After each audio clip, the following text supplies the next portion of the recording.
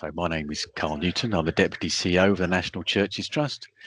Jasmine, could you introduce yourself as well, please? You're on mute. I'm so sorry for that. Hi, everyone. My name's Jasmine, and I'm an economist and data analyst from State of Life, the organization that supported the NCT with the economic analysis and the House of Good original study, and now the House of Good local calculator. Thank you. And Ollie, could you introduce yourself, please? Hi, yes, I'm Oliver Lack. I'm Communications and Public Affairs Officer at the National Churches Trust. Thank you very much, Janet, for the prompt.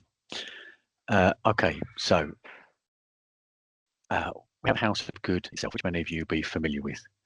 That took an overall view of the value of the social and economic impact of all church buildings across the UK, all 38,500, and came up with that figure of £55 billion, looking at them as a total whole. But in some senses, that's an abstract figure. It helps churches in their entirety, but there's a gap between that and then what happens at the ground. Churches have different needs, different demands, different challenges, pressures, and different specific circumstances that are relevant really only to them. So what we wanted to do was to be in a position where we could help churches better tell their story. We want to take the House of Good and enable an individual church to apply it to their own activity. We trialled it. We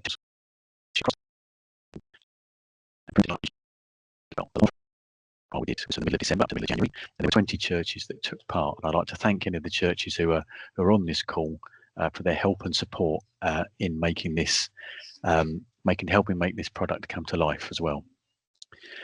I need to make clear that this tool, the calculator, doesn't count everything.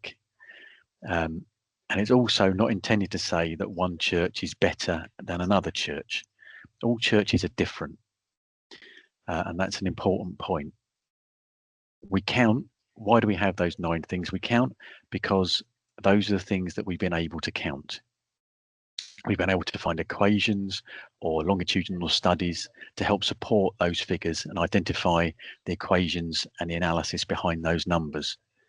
We've taken 4 key items from the House of Good, but we're able to add a couple more as we've gone on. Things like community groups and music and choirs, because in the course of the study, we were able to find some analysis that helped us come up with those figures. We would like to include other things, and over time, if the research is there and we have the funds to develop it, we would like to add to the calculator. But it's the most important thing is having that research there that we can add to the calculator. So, for instance, one of the things that we'd like to look at is a heritage value. So what value is there to visiting a church, maybe as a tourist or a visitor for non-worship purposes? What effect does it have of going into a wonderful building and looking at the architecture? What impact does that have on your own well-being or personal satisfaction? If we can find that figure, that's the kind of thing then we can add to as a 10th or 11th or 12th item to that House of Good as we go on. So it's a tool we'd like to develop, but we thought it's better to have something than nothing. We thought that we have these 9 things that we can count. Let's put a tool together and try and make it available to churches for free so that we can start the conversation on an individual level about what a church can contribute. And we think that's important, and that's why we've put this together and we've made it available to you. Now, one of the most important things behind it is the research. So I'd like to hand over now to Jasmine to take us through the research. Thank you, Carl.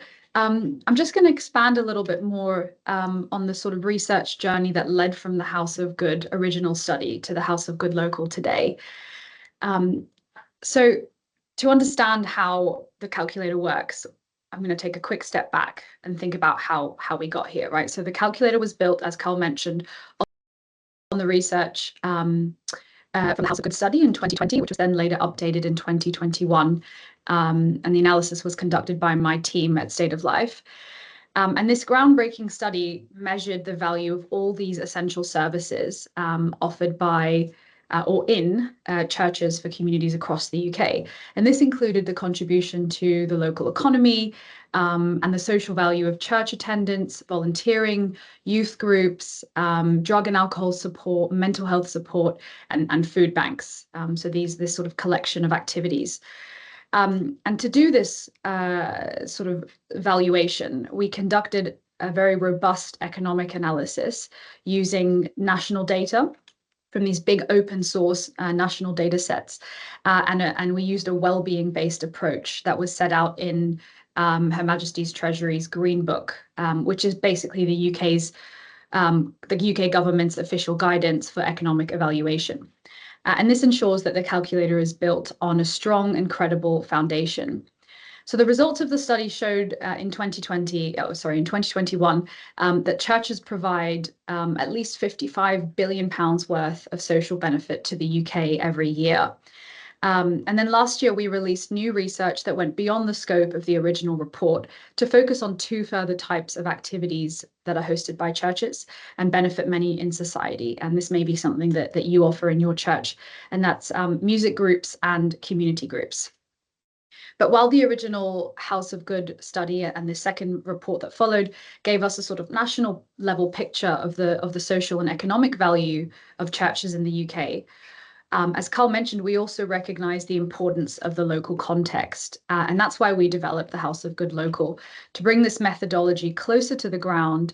And we wanted to make it possible for the people actually doing the work in local churches like yourselves to measure your own impact, or the sort of get people to stop relying on these top-down figures and to allow any church leader or volunteer to generate their own evidence in their own context using their own data. So in short, the National Churches Trust ambition was to democratize this sort of impact measurement and putting a powerful tool in the hands of those who make the difference every day. So then how exactly does the calculator work? That's the sort of journey that led us to here. Well, the process is quite straightforward. You would first input your church's data, things like how many people attend your weekly service, the number of volunteers, how many people attend a community group in your church, etc. And then the calculator applies or multiplies these inputs by established unit values that come from the original House of Good study. So that economic analysis I just mentioned, these unit values come from that study. And these sort of figures estimate the impact that each of these activities, community groups, music groups, youth groups, have on a person's well-being, or in the case of economic contribution, on the local economy. And essentially, they allow us to say a certain type of activity has been shown to provide X amount of value per person. For example, we know that research has found that regular volunteering can improve a person's well-being significantly, and this can be valued at £867 per person per year. And by using robust data sets to get to this value, we're able to assign that value to the impact on people's well-being. And so this calculator uses these values to ensure that the data essentially reflects the real-world economic and social benefits. And finally, once we've done this sort of multiplication of the input by the unit value, we convert everything into a monetary equivalent, and it gives you a total sum, so a clear picture of your church's total social and economic contribution. So those are the three main steps that happen sort of behind the scenes of the calculator. And now I'm going to go into some of the information and guidance that's given in the instruction document. So just bear with me 1 second as I share my screen.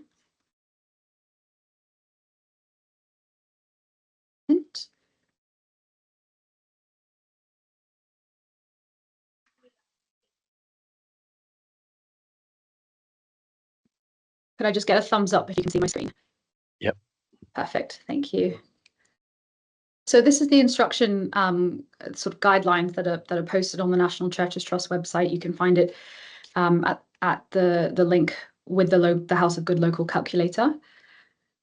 I'm just going to go through this information very quickly. So this is a general welcome, just all the sort of information that Carl had covered in his introduction in this session, sort of what you can use your calculation for, why it's important, and so on. A bit more about sort of what I just spoke about, why we've used HM Treasury methods, how this sort of well-being or social value comes from the impact on well-being, and so on. And then later on, Ollie's going to give us a sort of demo of how the calculator works. So we won't focus on this too much, just sort of how to set up your account. And then we get to this section, section 4, which is all about the information and inputs that you as a user need to start filling out about your church. So the first input that we have here, input A, is the total number of attendees at your main service on a typical Saturday or Sunday. So this is the total number of people who worship regularly at your church each week. But if you do hold more than one service, it's important that you add the total number of all the individuals that attend those services. So say you have a Thursday evening service, a Saturday morning service, and a Sunday morning service. You want to total all those attendees together and input that number here. These fields aren't part of the calculator itself, but it's a place for you to record the numbers so that when you're ready to actually use the calculator, you can refer back to them. What have we got next? So the next input is then your average annual church expenditure. So this is where we get the economic impact of your church. And so this would include the total amount of money that you spend each year on the sort of running of your church. And that's any sort of running cost like heating, electricity, employment costs for your staff or clergy. But we do want sort of regular building maintenance costs, but no one-off building costs. So don't include anything like major repairs or installing new facilities, because this is an annual cost, not something that happens one-off, right? And the reason that we ask for the annual expenditures is because it helps us to balance the benefits that you bring against the costs that you incur. So on the benefit side, your spending supports local businesses, the economy, it creates jobs, and it generates income for workers. And economists measure this economic contribution using a term called gross value added, and that reflects how your church's financial activity boosts the local economy. So that's why we need to include annual church expenditure. And next, we'll turn to the sort of the social value that you get from volunteers who volunteer regularly at your church. So just to emphasize, the word regular here is any people who volunteer at least once a month. And that's very crucial here. We don't want any individuals who sort of come in and out sort of sporadically or once a month, once a year or something like that. We need regular volunteering in order to see an actual benefit in well-being and to have a social impact. So this can include, this could include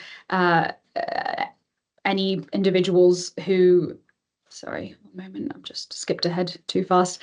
So this can include any individuals who volunteer for community activities run by outside organizations. So anything that your church hosts, such as scout groups, regular musical events, or even food banks.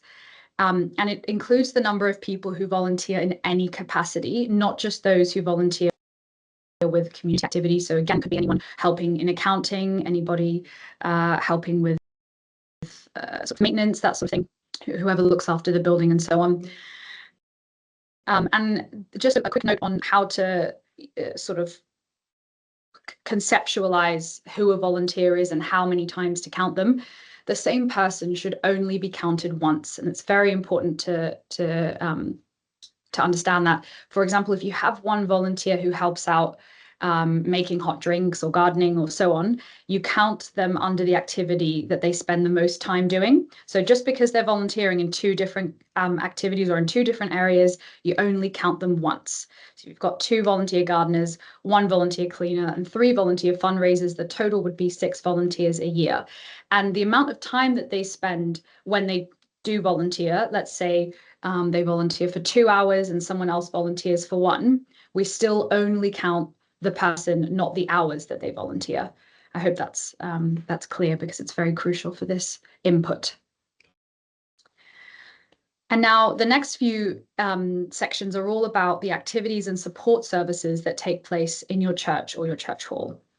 And the first one is the number of people who participate in a choir or a music group regularly, again, at least once a month. So this could be any member of a choir, anyone who plays the organ, musicians who use your church for rehearsals or concerts. And then we have also the number of people who attend drug and alcohol support sessions regularly. Again, emphasizing that these are individuals who attend at least once a month. And this could be run by any organization such as Alcoholics Anonymous, for example. Next, we have the total number of people who use a food bank regularly once a month. So this could be any food bank or other food poverty service, such as food pantries that are run over the past year. And that could be, for example, any food bank that's run by an organization such as the Trussell Trust, one of the largest food bank services in the UK. So the next one we have is also the number of people who attend the mental health support sessions that you may offer, again, at least once a month. So any counselling services, mental health support in activities held in your church regularly over the last year could be run by outside organisations or by your own clergy. Anything to help people with issues such as bereavement, domestic abuse, loneliness, that sort of thing. And then the next activity we have here as well is the total number of young people who attend a youth group at least once a month. This could be a youth club or a sport group, such as or held by organizations such as Scouts or Brownies. But we ask that you don't include activities for very young children, such as nursery schools or classes, because the research hasn't been validated for children. And lastly, we have the total number of people who attend a community group regularly. So this final category covers any community activity that hasn't been covered by any of the other ones, such as a warm space, a lunch club, toddler/parent groups, bereavement groups. There's a whole list of examples here. Any sort of social or community activity that your church organizes or hosts on behalf of another organization. So these are all of the inputs that you'll have to fill out that really contribute to your economic and social value. And then once you input all of these values, the calculations that I described, with the inputs multiplied by the unit values, and then the sort of monetization, all of that happens behind the scenes. And you'll end up with an output of this PDF that Ollie's going to go through in a moment, which tells you exactly what this social value means, how it's calculated, what sort of percentage as well comes from these different activities and these different inputs, and then what you can do with the information as well. So that's really all there is to this guidance. And I hope that helped sort of explain a bit more about where the numbers come from, how they're based in very rigorous economic research. It's really nothing that we've ever seen before with this sort of level of economic analysis in this setting. So if you have any questions for me about the sort of economics and the research, any of the sort of questions about the methodology, please feel free to ask at the end. I think there's a question here from Janet. If you don't mind me, Carl, reading this question now.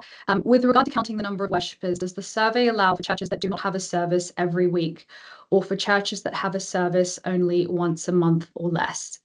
That is a really good question, Janet. So in the guidance, it does say weekly service, and the unit value that we have from the research is based on weekly attendance. So I think what I'm going to do, I'll record your question and I'll get back to my team of economists that have worked on this project and see if we can come up with an answer for you, because it's the first time we've had this sort of a question. But really great question, Janet. Thank you very much. Okay, Ollie, are you able to take us into the demo itself? Of course, yes. I'll just share my screen. So if somebody could let me know that they're able to see that. Yep. Fantastic. So the first thing that you'll see when you access the tool is this welcome page. And this is just all the kind of things you'd normally expect from a sign up. So you'll fill in your organization name, and I'm just going to use an example now. Example church. You'll have as well the option to upload a logo. So you might like to use your church logo. And this is something that will be then included on the PDF that you're able to download at the end of the tool, and just makes it a little bit nicer of a document that you can show to people. So I've just used a logo that we found online there. You'll also enter your email address. So I'll do that now. And then you'll have a few things that relate to your church. So the denomination that you belong to, the diocese or grouping that you're located in. So then whether you're a listed church or not, whether you're in a rural or urban location, the index of multiple deprivation of your area, and if this is something that you're not kind of immediately aware of, it's something that you'll be able to find out about online. Whether you've had a grant from the National Churches Trust and what the most recent year that you received one in was. So I'll just make that up. And then I'll put some information in the address line as well. Then there's a drop down for county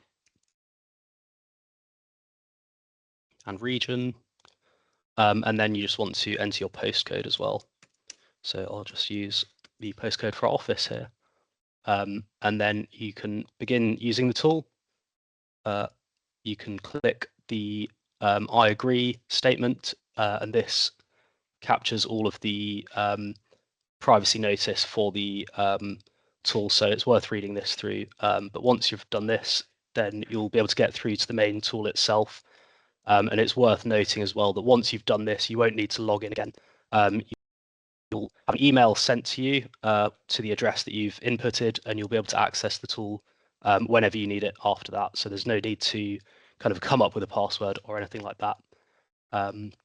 So after you've done that, you get an intro page, and this covers a lot of the same stuff that Carl and Jasmine have covered so far this afternoon.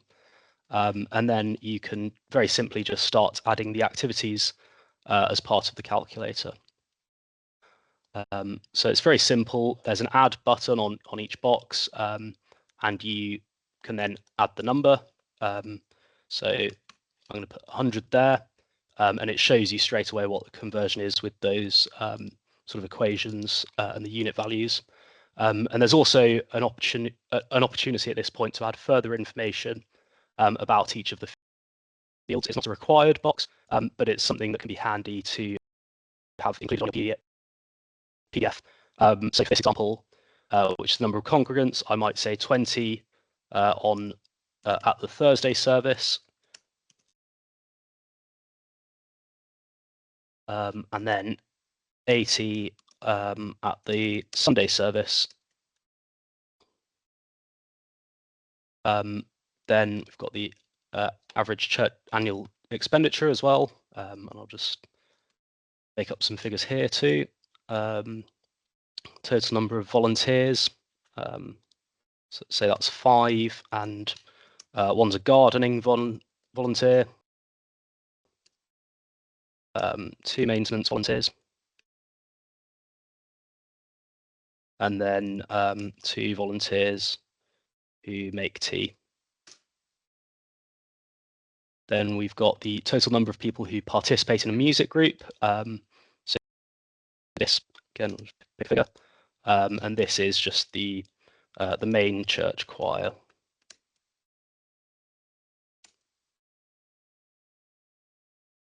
Then we've got the total number of people who attend drug or alcohol support sessions. And as Jasmine sort of said earlier, this can be run by an outside organisation as well. It doesn't have to be something that your church does. So I'm just going to put here 8, 10 of regular Alcoholics Anonymous meetings.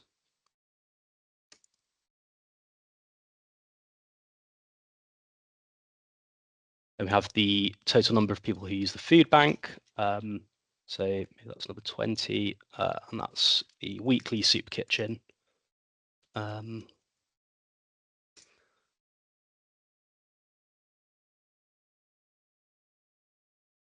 there's a number of people who use mental health support sessions. This might be another 7. So who attend council sessions. Got the youth groups as well, and that might be another 25 who attend the Scouts meetings at the church. And then the last box is sort of other community activities that happen in the church. So in this case, let's say it's 5, let's say it's 30, and there are 8 people who participate in a book group.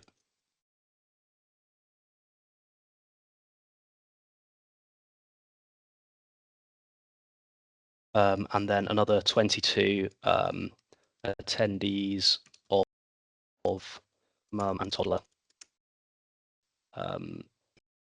meetings, sessions, is the best word. So once you've done all of this, you'll have all of the sort of information that's needed for all the calculations to be made. You can see the conversions already, but once you move on from here, you'll be able to see them a bit more clearly. It does give you a bit of a warning that you've not, if you've not put additional information in some of the fields. So for this example, that was just on question B, which we didn't put anything in, but it's not required. So it's just a bit of a warning system. So you'll be able to see the breakdown here, again, how the conversions happen and the pie chart. So you'll see from there how much each different section is contributing. And then move on to the last page from there. So this shows the 2 link options that you have. So you can download the PDF of the sort of report that's been produced. I'll just open that because it just disappeared.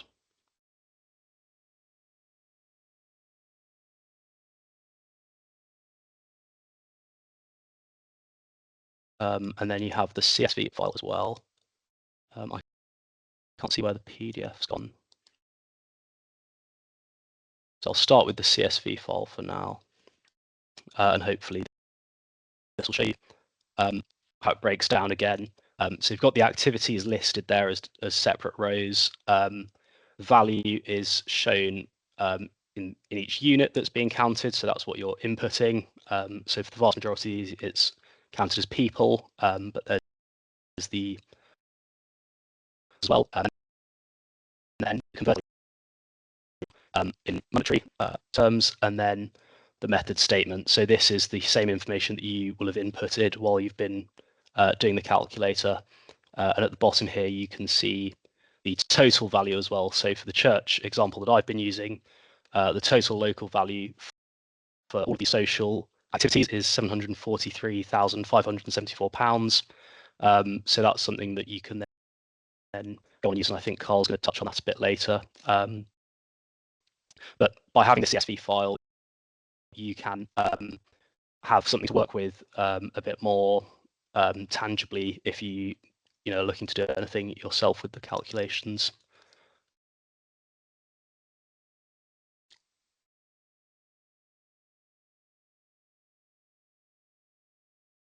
I still can't seem to access the PDF for longer than a couple of seconds.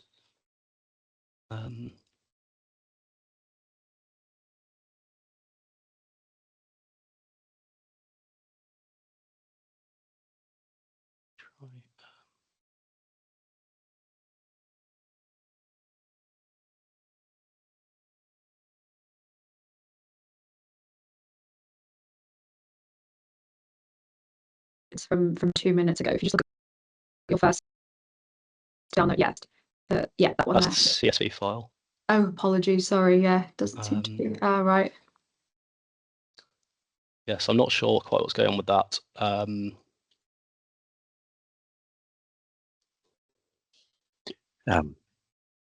We know a couple of you have had issues on Macs in looking at the download function. This is obviously something that's not as it could do. One of the benefits of the way we've run the system is we should be able to, in the back end, potentially download PDFs for you.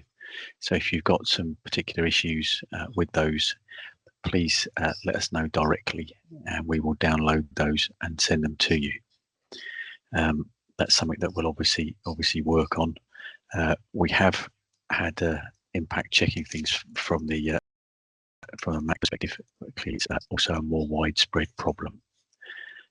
This was working earlier on today, but it appears to be somewhat temperamental. So I'm very sorry about that.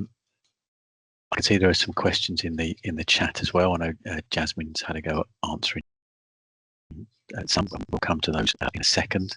I just wanted to try and tell you a bit about some of the uses that you can make with those. One of the things there that Jasmine mentioned right at the beginning was this tool is supposed to help churches make a difference. And I think it does that in a number of ways. But one of the things I wanted to mention again from the beginning is this calculator doesn't show that one church is better than another church. All churches are different and all have their own different stories. When we demoed the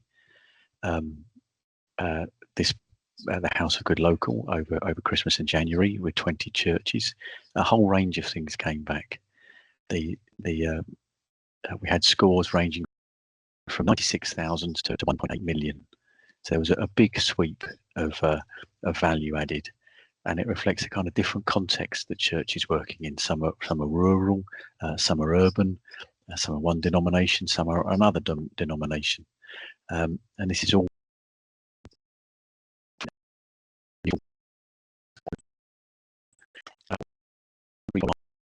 for something right at the beginning.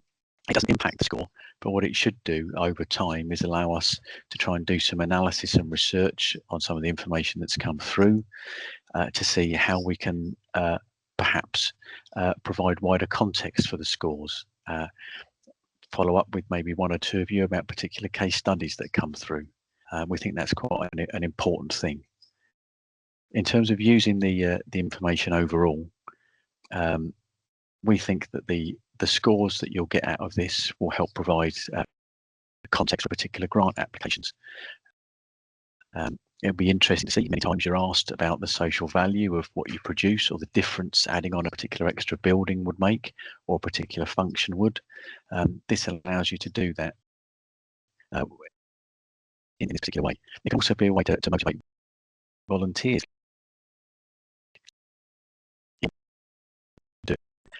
The people that go to your church on a regular basis will be see it as a positive thing that as a community you're giving that much support and assistance to the local area. You could use it in the context of a planning application as well. You know, this is the work that we're trying to do. This is things that then this is how we're doing it, and I think that's a useful thing too. So you could share with local people. You could put your score up on your notice board, and the local population, maybe when they visit the church, or if your notice board is outside, will be able to see the kind of benefit that you're providing in the local area. It's also a way of looking at some things that change over time. This could be a score, a calculation that you go through now, and then you put on some more activities, and then over a year's time, you'll be able to see how your scores changed, how much it's gone up. And I think that again can be a really powerful motivating force too. So I think there are a range of things that you can use the House of Good Local for. It's a free tool. Ollie, does this mean that you've been able to find the thing? I have, the yes. PDF?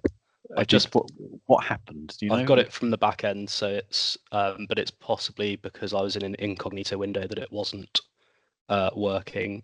I didn't mean to interrupt. I just thought it might be useful for people to see what it does look like once you've got the PDF kind of produced. So you can see it's got a breakdown again in the pie chart of how much financial value each of these different areas is contributing, or that you're contributing to the local community through all the things that you do.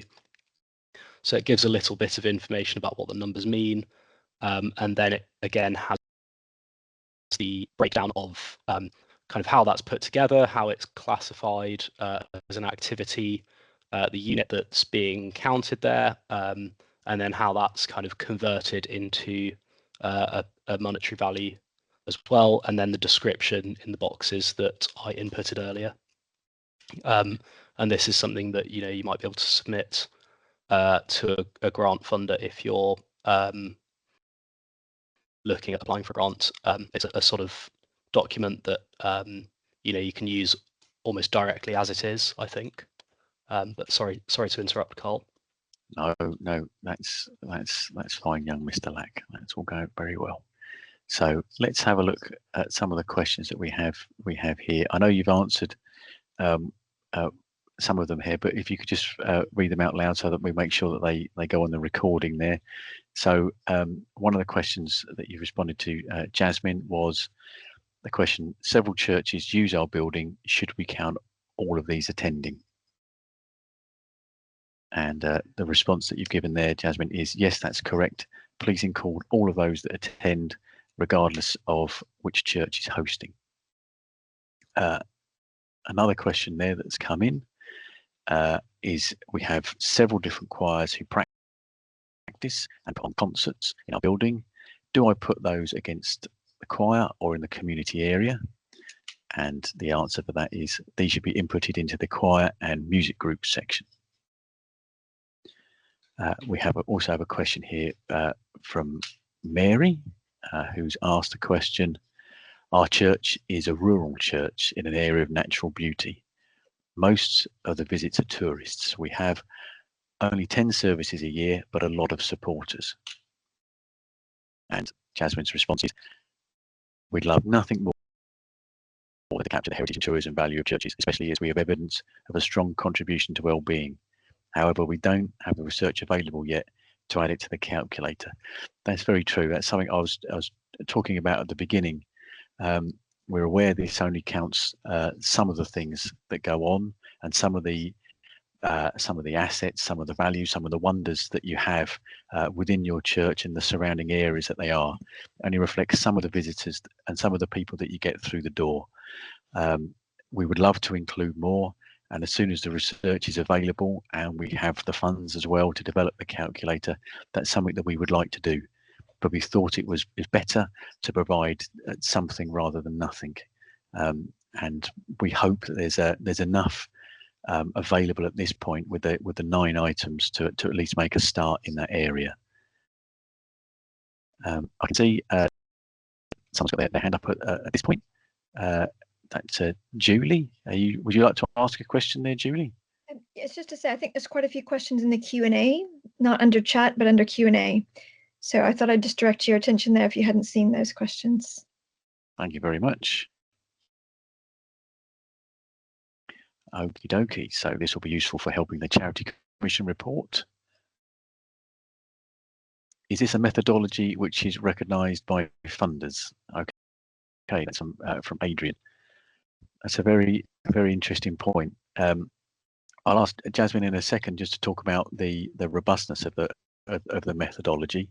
So I'll come back to that point straight away. I think Adrian, myself, in terms of being recognised by funders, I think it's a very, very good point. I think what this provides is context at this point for grant applications, rather than at this point an adherence to particular criteria. I think if you were applying to the lottery, for instance, and attach this and attach the PDF to it, I think it would be helpful as supporting information to help give evidence to the claims that you're making within your application and to back up some of the points that you want to make. But I don't think we're yet at the point where it's a thing in itself. We've tried to make this product available primarily to those who are associated with the National Churches Trust, so that there's, for those of you who subscribe to the newsletters, you were the first to hear about it. We've also tried to now broadcast it about the wider church community as well. I think the word about it is starting to seep out there, but I don't think we're yet in the position where this is something that will either appear as a particular box that people will have to fill in as part of a grant application process, but it should hopefully provide information that could be useful in context and supporting evidence. Jasmine, you mentioned about the sort of Green Book methodology. Could you say a little bit more about that, if that's okay? Sure.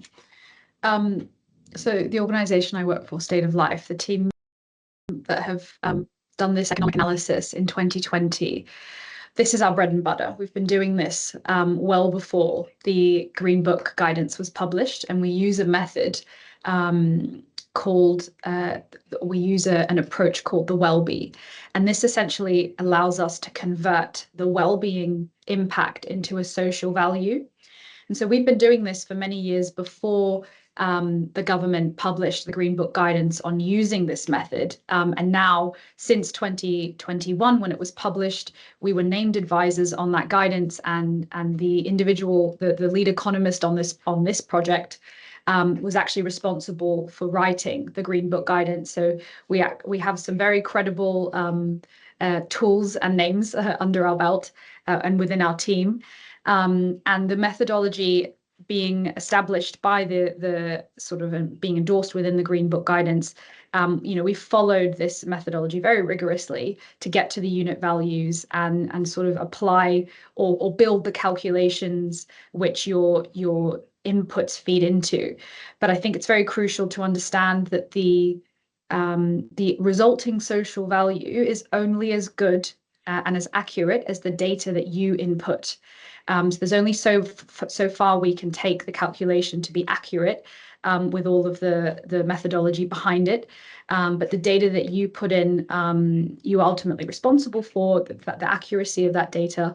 And so the social value that comes out of that will rely on the inputs that you put in. So it's important to balance those two. Very strong economic methodology behind it, but also, the accuracy of those estimates is very important for the final number. Okay, Jasmine, we've got a couple more questions. We've got a fair few here to get through, so we have short answers. So the first one question is here from Agent Redway. What happens if some services, for example, messy churches, are monthly? Yes, so this ties into the same question I think we had earlier from Janet. This is something I can go back to my team and find the answers for. Yeah. Okay, next one. Can people double count in? For example, if someone attends a music group and a flower arranging group, does their well-being count as twice, or do they only can only appear in one category? Ideally, only once. If you have the information of the names, ideally count them into one group, please, and the one they attend the most. Okay, so what I mean is, if someone's in the choir but someone attending the community service, can that individual count in the two items, the two different calculations? Yeah, sorry. Yes, they can. Okay, let me scroll up. Sorry, I can't see the Q&A questions. My apologies. Okay, do we count children or just adults? At the moment, just adults, because that's all the research is based on. For food bank clients can only have a limited number of vouchers, so they would not attend every month. So that might be something to take back and have a chat with, just to see if that's an issue. I don't know if that's the case for every particular food bank, but that might be something that we can always add that to a Q&A particular page on the web page, because a lot of these questions I think will be very useful for other people as well. Let me go through these as well. Is there any overlap between these questions? I'm wondering if bereavement support group would end up in mental health and community group. How do you decide what to put things under if they fit in more than one category? I guess we've tried to make that a bit clear in the PDF guidance with some examples within there. But using this particular thing under bereavement support, would that be mental health or community group? That would be mental health support. Yeah. Okay. host a food bank in our building, include their income and spending in our calculation, even though they're a separate church? Or do we just church? Just church income in this case, the running of your building. Okay. I was wondering if it's possible to set up two versions of our difference in the layout of the church. I guess that's possible to experiment with it. We might get back to you because we can see some of the answers at the back end to ask you which one is which. But I think it's something that you can experiment with, and that will be a useful thing. Do church wardens, treasurers, and PPC members and lay leaders count as volunteers? If they aren't being paid for the job that they're doing, yes. Okay, you're doing very well here, Jasmine. Nursery provision operating from our church as a separate entity, benefiting early years, but also perhaps importantly their parents. How does this get included? That's a great question. We currently don't have this, it's not within the scope, just like with heritage and tourism, to value that, but it's definitely something worth looking into for how we can add that in as a support group. Yeah, so it's not sort of formal schools at this point. We haven't got the ability to include those, that kind of thing. That's right. If a congregation member attends 2 church services in a week, do we count them twice? I'm guessing that's once. Once, yeah. We try to avoid double counting where we can. If there's more than one church in a parish, should one enter data separately or aggregate them? Sorry, repeat that question, please. If there's more than one church in a parish, should we add the data separately or aggregate them? I think that's up down to choice. Or Carl, what do you think? That's maybe more of a question for you. I think it's one church, if one church, one address, one building, I would probably come up with one score for that rather than necessarily put them all together. Mm-hmm. Were you expecting churches applying for your grants to have done this? No, as I mentioned earlier on, this I think can provide context for any kind of grant applications. This isn't something that we're stipulating as particular as criteria. I think it's always a helpful and useful thing to include myself, but it's not something that's essential. It's not a qualifying criteria, but it can help you make a case, I think. And then the last thing there from John Johnson is this output will be useful for completing the Charity Commission report.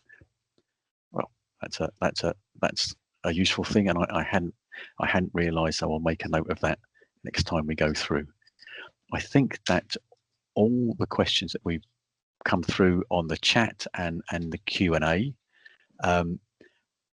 Personally, I would like to record a huge gratitude to Jasmine as for fielding most of those questions. You can see why it's a useful thing to work with experts as part of this thing. And I hope the responses and the ability to respond to those whole range of examples that you've put through show that this is a thought out piece of work that's based on robust research that recognises, again, that all churches are different. But what we're trying to do is trying to give you and the whole community something that will enable your voice to be as loud as it possibly can. And I think that's something that will really help not just your church, but hopefully all churches across the country. So I think time, the old enemy, has caught up with us once more. And so to bring this one to an end, I'd like to thank again Benefact for supporting this work, Impact for providing the technology, State of Life for being the brains behind the whole outfit as well, and particularly Jasmine and Ollie from the National Churches Trust, Jasmine from State of Life for taking you through the product today. Thank you very much for coming and supporting the National Churches Trust as well. My name's Carl Newton, and hopefully we'll see you next time too. So thank you very much. Thank you very much, everyone.